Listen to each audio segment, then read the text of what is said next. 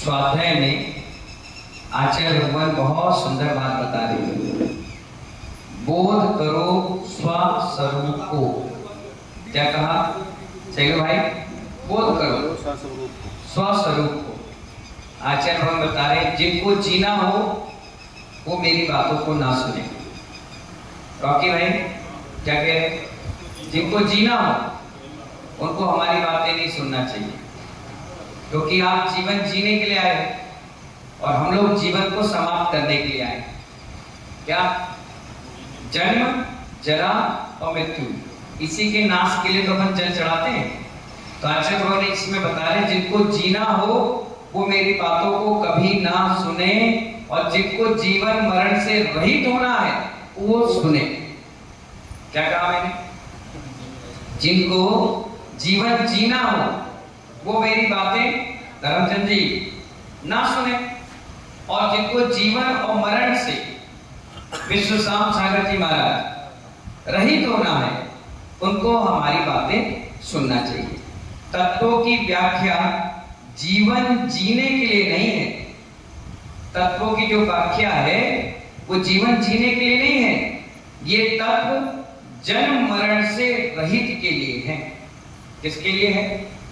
जैसे चावल है, उगाया धान के साथ तो उग गया, अगर उसका छिलका अलग कर दिया फिर लगाया तो उगेगा?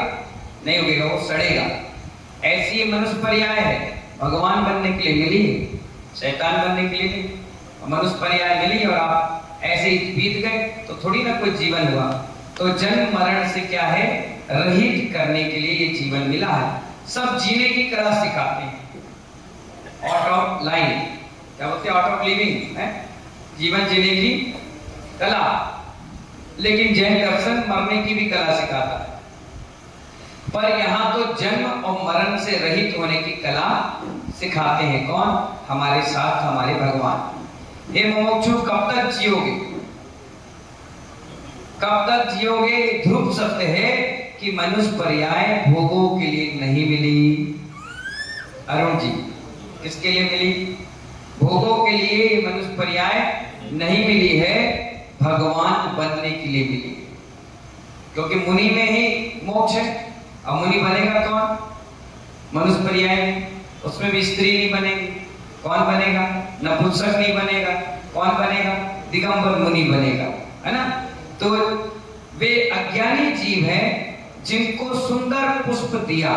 उदाहरण दे रहे हैं, वो अज्ञानी लोग हैं जिनको सुंदर पुष्प दिया, बेटा तुम परमात्मा के चरणों में चढ़ा आना। सपोज करो विनोद जी ने नीलेश को एक पुष्प दिया और कहा जाओ इसको परमात्मा के चरणों में चढ़ा के आ जाओ, और वो उस पुष्प का हार बना ले और गले में पहन के घूमने लग जाए।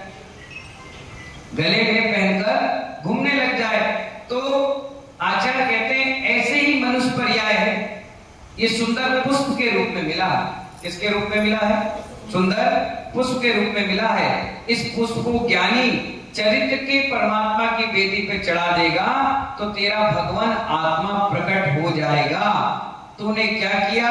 इसे भोगों के गले में डाल दिया है। कहां डाल दिया है किसी जन साहब? भोगों के गले में डाल दिया है। आज नहीं तो कभी, कभी ना कभी तो जीवन किसी न क्षण में समझ में आएगा कि तूने भूल की है कि धन्य है। धन्य है वे जिन्होंने छोटी उम्र में दिगंबर अवस्था को प्राप्त कर लिया। धन्य है जिन्होंने पुष्पों को समझ लिया कि हमारे परम पिता परमेश्वर ने हमें एक पुष्प दिया कि जाओ तुम भी मुनि बन जाओ, और हमने पुष्प का राग ने बढ़ाकर गले में नहीं पहने और क्या बन गए? मुनि बन गए। ऐसी दिगंबर दशा को प्राप्त करके जीव अपने स्वरूप का बोध ना करके फिर मानना चाहिए कोटि कोटि हीरे दिए जिसने, तूने कौवा को भगाने में खर्च कर दिया। आचार्य कितना बड़ा उदाहरण दे रहे, बोले कोटि कोटि हीरे दिए, करोड़ों करोड़ों हीरे। कितने हीरे दिए?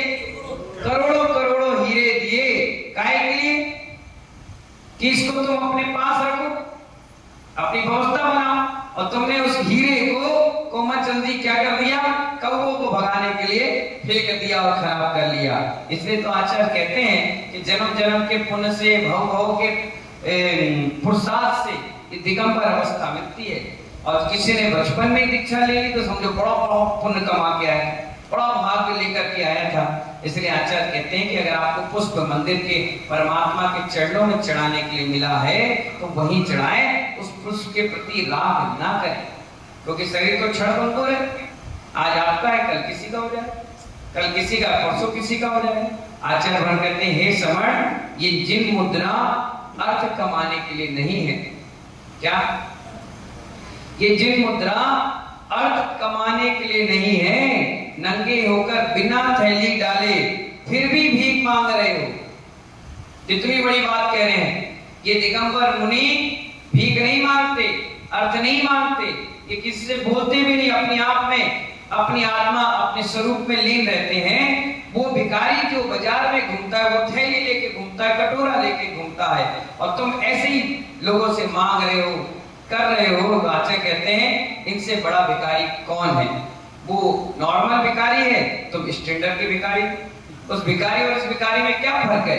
आचार्य करें, जिन मुद्रा तो अयाचक वृत्ति है। कौन सी वृत्ति है? अयाचक वृत्ति है। इसलिए कभी मुनि बनने के भाव आए तो सेठों के पीछे चक्कर मत लगाना। क्या कह रहे हैं?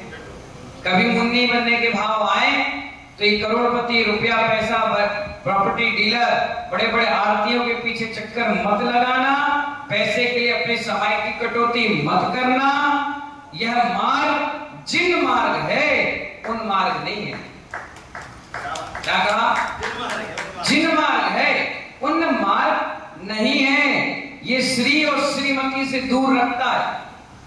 श्री और श्रीमती से दूर रखता है। जिसने श्री और श्रीमती से दूर मती है जिसकी, वही बनता है श्री जी। क्या कहता है? कितनी प्यारी बात बताई आचार्य ने। इसलिए बोला गया, अयाचक वृत्ति रहो। किसी से कोई लेना नहीं, किसी से कुछ देना नहीं। अपने आप अपने स्वरूप का चिंतन करें, अपने दिगंबर की साधना को बढ़ाएं, माला जाप स्वाध्याय ध्यान ज्ञान में रहे और इसका आनंद ले जीवन का। आपने बचपन में दीक्षा ली, क्यों ली?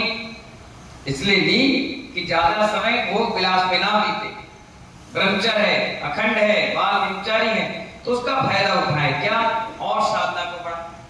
क्योंकि देखिए, जिसने जो भोग किया है वो रात के सपने में कई बार याद आता है, और जिसने कभी कीचड़ में पैर डाले नहीं तो उसे क्या याद आएगा? उसको नॉलेज ही नहीं। भाई किसी ने अगर idli, dosa, chowmein, burger, pizza, momos खाया होगा तो देखकर उसके मुंह में पानी आएगा। टिक्की, भल्ले, समोसे खाया होगा, उसको देख के मुंह में पानी आएगा। कोई गलत बनाएगा तुरंत टोक देगा, गलत कच्चा बनेगा तो वैसे बोल देगा पका नहीं है, तुरंत देख के बता देगा। और जिसने कभी देखा ही नहीं, खाया ही नहीं, स्वाद ही नहीं लिया, उसको तुम रोटी को भी कहते समोसा है तो वो समोसा ही खा के समझ जाएगा, हाँ समोसा ही, हमने खाई ही नहीं कभी। तो इसी प्रकार ये दिगंबर अवस्था है। आचार्य बन के जिन्होंने बचपन में दीक्षा ले ली है, उनको इस सब चीजों से निर्लिप्ति रही होगी। उन्होंने कुछ भी ये चीजों का आडंबर अपने जीवन में धारण नहीं किया। इसीलिए वो धन्य है, भाग्यशाली है, सौभाग्यशाली है, जिन्होंने कीचड़ में पैर रखने से पहले समझ लिया कि संसार कीचड़ की तरह है। तुम फंसे, हम फंसे, ये फंसे, सब फंसते चले जाएंगे, निकलने का कोई रास्ता है नहीं। इसीलिए उन्होंने कीचड़ में पैर फंसाए और निकाल लिया। और आज देखिए, निकाल लिया तो चलते फिरते भगवान बन गए, प्रसाद करने लग गए, कर्मों का क्षय करने लगे। और कितने प्यारे विचार, घर में थे तो कैसे विचार थे, और घर से निकल गए तो कैसे विचार आ गए। घर में थे तो बिना छाने पानी पीते थे, ड्रम ड्रम पानी से नहाते थे, दुनिया भर के काम करते थे, अनाप शनाप खर्च करते थे। अब साधु बन गए तो एक चींटी भी दिख जाती तो उसको बचाने का प्रयास करते। ये तो पुरस्कार है, छठवां और सातवां। लोग कहते क्या होता है? यही होता है कि जीव दया आ गई दिल में, हृदय में, मन में। इससे बड़ा पुरस्कार और तुम्हारा क्या छठवां और सातवां? पवित्र भाव। तुम किसी को थप्पड़ मार सकते हो, गाली दे सकते हो, चिल्ला सकते हो, हम नहीं कर सकते। हमारे हाथ बंधे, सोच कर भी नहीं कर सकते। सोच तो बहुत दूर की बात है, कह भी नहीं सकते, बोल भी नहीं सकते। इतना कह दिया पुरस्कार सीधा पहला, अब फिर उसको बनाने में समय लग जाएगा। जैसे एक बार ईंट की भट्टी लग गई और पानी गिर गया, अब क्या करोगे? बेकार हो गया काम। फिर से उसको चालू करना पड़ता है, पूरी व्यवस्था बनानी पड़ती है, फिर से ईंट बनेगी, फिर से अंगारे डलेंगे, आग लगेगी, जलाना पड़ेगा, फिर प्रसाद करना पड़ेगा। ऐसे इसीलिए आचार्य कहते हैं मुनि का पद दूर है जैसे पेड़ खजूर। मुनि का पद दूर है जैसे पेड़ खजूर। चढ़ जाओ तो मिलेंगे मीठे मीठे खाने को, और गिरे तो चकनाचूर। मुनि का पद दूर है जैसे पेड़ खजूर। खजूर का पेड़ देखा कितना ऊंचा रहता है, और चढ़ गए हिम्मत करके, 30, 40, 50 फुट रहता है, 10-12 मंजिल ऊंचा, और हिलता है, डर डर के आदमी चढ़ता है बड़े संभाल के, चढ़ गया तो खजूर मिलेंगे मीठे मीठे, और वहां से गिरे, कोई डंगाल नहीं है उसकी, कोई पत्ती नहीं, फूल नहीं, ऐसे गिरोगे सीधे नीचे। और जहां उठता भी है ना, वो खेत भी बड़ा मजबूत रहता है, मजबूत, गिरे तो चकना चूर, कोई पूछने वाला नहीं। इसलिए आचार्य भगवान कहते हैं पुष्प का राग बढ़ाकर गले में मत पहनो, पुष्प को प्रभु के चरणों में अर्पण कर दो। फिर वो पुष्प हमें कैसे परमात्मा बनाता है ये गुरु के ऊपर छोड़ दो। इसलिए मानवा आचार्य कहते हैं जिन मुद्रा है अर्थ कमाने की मुद्रा नहीं है, अर्थ को समझने की मुद्रा है, विकार मुद्रा है। ये जिन मार्ग है उन मार्ग नहीं। इसलिए अपने जिन मार्ग को बहुत शालीनता के साथ, अच्छी मर्यादा के साथ, चारित्र के साथ, दर्शन ज्ञान के साथ आगे बढ़ाते चले जाएं। इन्हीं मंगल भावनाओं के साथ जय बोलिए आचार्य गुरुवर विराट सागर जी महामंडराज की।